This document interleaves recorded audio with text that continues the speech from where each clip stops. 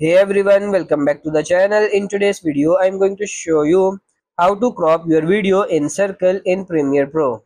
Inside Premiere Pro, the first thing you want to do is make sure your talking head video or your any video is on layer number 2 and your screen recording is on layer number 1 and your second video or screen recording is on the layer number 1. Then go up here, the double arrows, and go for this effects, type in circle and then click and drag the circle effect onto your talking head clip. Go to the effect control and scroll down to the circle effect.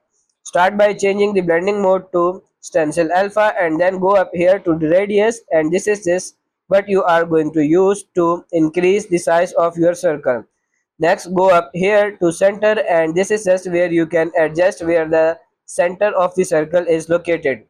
Once you have done that, go ahead and scroll back up here under video and select motion, and then click and drag your circle to where you want it to be in the frame.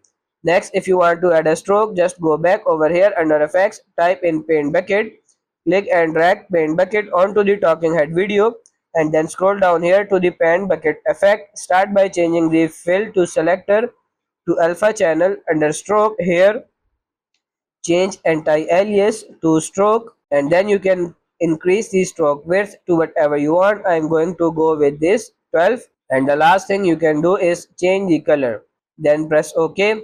And if you want to add a drop shadow, you can just go back over to the effects again and type in drop shadow, and then drag on the talking head, scroll down here in the drop shadow and just play around with these settings until you have something that you like.